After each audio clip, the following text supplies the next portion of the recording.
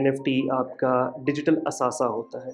ये एक ऐसा डिजिटल एसेट है जिसको आप व्हाट्सएप पे जितनी मर्ज़ी दफ़ा शेयर तो कर सकते हैं, लेकिन जो उसका ओरिजिनल पीस है वो एक जगह से दूसरी जगह फ़िज़िकली जाता है, कोड के तौर पे। वो तमाम चीज़ें जो कि डिजिटल वर्ल्ड में हैं, डिजिटल वर्ल्ड का मतलब ये है कि टेंजिबल नहीं, मैं उनको हाथ में नहीं पकड़ सकता, वो डिजिटल हैं, इनटेंजिबल हैं, लेकिन मैं उनकी ओनरशिप राइट्स ले सकता हूँ और उसको बाकी लोग देख भी सकते हैं, उसको उसको एक दूसरे को भेज भी सकते हैं, कम्युनिकेट भी उसके थ्रू कर सकते हैं, लेकिन उसके जो राइट्स हैं वो मेरे पास हैं और वो राइट्स ट्रेड भी हो सकते हैं। एनएफटीज़ हरगिज़ खाली आर्ट तक महदूद नहीं है। एनएफटीज़ गेमिंग, आपके गेम कैरेक्टर्स, उनकी स्किन्स, उनके वेपन्स, सब चीज़ें एनएफटी हो सकते हैं। आपके ऑडियो विजुअल चीज़ें एनएफटीज़ हो सकती हैं। कोई वीडियो, पूरी फिल्म एनएफटी हो सकती है। कोई म्यूज़िकल पीस एनएफटी हो सकता है।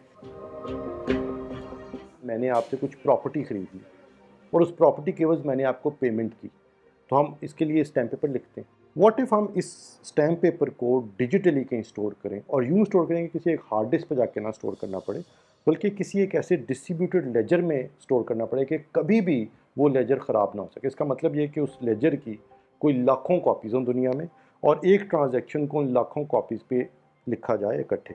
इसको ब्लॉकचेन कहते हैं कि पूरी चेन पर ये ब्लॉक ऑफ इंफॉर्मेशन एक पूरी चेन पर लिखी जाए, डिस्ट्रीब्यूटेड लेजर पर लिखी जाए। एनएफटीज़ और क्रिप्टो ऑल्दो दोनों ब्लॉकचेन टेक्नोलॉजी से डिराइव्ड हैं, लेकिन क्रिप्टो करेंसी एक डिफरेंट एस्पेक्ट को डील कर रही है। क्रिप्टो करेंसी उसके फाइनेंशियल साइड को डील कर रही है।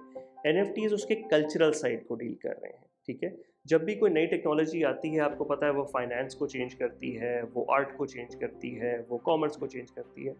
जिस तरह क्रिप्टो करेंसी फाइनेंस की दुनिया को इस टाइम बहुत तेज़ी से ट्रांसफॉर्म कर रही है, एनएफटीज़ उस तरह एंटरटेनमेंट, आर्ट, गेमिंग इंडस्ट्री को चेंज कर रही हैं। एनएफटी कोई भी खरीद सकता है। एनएफटी जो है वो एक ऑक्शन होती है, जैसे हमारी पब्लिक ऑक्शन होती थी, बट ये ऑनलाइन होती है ऑक्शन। इस पे बिडिंग होती है, जैसे आपकी प्रॉपर्टी एसेट्स जो हैं उनकी वैल्यू इंक्रीज होती है, उसी तरह इसकी भी इंक्रीज होती है। उसी तरह एक ऑक्शन चलता रहता है। एनएफटीज़ को बेचने, खरीदने या कलेक्ट करने के लिए डिफरेंट वेबसाइट्स हैं, जैसे कि ओपन सी, फाउंडेशन, सुपर एयर, जिन पे आप अपना अकाउंट बनाते हैं, अपना वॉलेट बनाते हैं और फिर आप एज अ क्रिएटर भी साइन अप कर सकते हैं, एज अ कलेक्टर भी साइन अप कर सकते हैं, एज अ बायर भी साइन अप कर सकते हैं। पाकिस्तान में एनएफटी जो है वो भी काफ़ी इस वक्त बाय सेल हो रहा है, लोग खरीद भी रहे हैं, बेच भी रहे हैं। और आपकी एक चीज़ होती है मीम, जो हर बंदा समझता है आजकल क्या होता है। उसमें एक थी जिसमें एक लड़के ने बनाई थी कि उसने अपने बेस्ट फ्रेंड को छोड़ के एक्स बेस्ट फ्रेंड, उसने नया बेस्ट फ्रेंड बना लिया।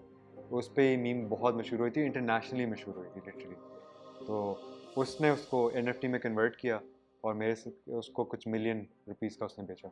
एनएफटीज़ एक तरीके से आपकी कॉपीराइट प्रॉब्लम सॉल्व कर देते हैं, जो डिजिटल आर्ट या जेपेग ने बहुत अरसे से फेस की हुई है, कि एक डिजिटल चीज़ लगी और वो कहीं से कहीं पहुंच गई, लेकिन बनाने वाले को कोई ख़ास फ़ायदा नहीं हुआ।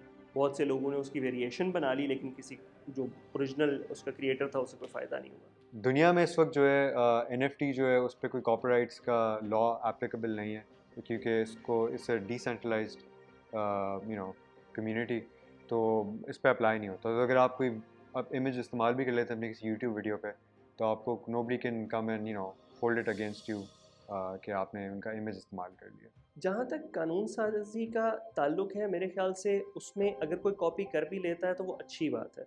मैं आपको इस तरह समझा देता हूँ, अगर किसी ने नाइकी की नकली शर्ट भी पहनी भी है, नाम तब भी नाइकी का ही हो रहा है, फ़ायदा तो नाइकी की असल कंपनी को है। तो उसी तरीके से अगर कोई आपका एनएफटी उसे सेव करके वैसे ही कहीं पे लगा देता है, तो वो उसका तो नहीं बन जाता, ओरिजिनल चीज़ तो आपके पास है। लेकिन हाँ, वो आपको मुफ्त में मशहूर ज़रूर कर रहा है।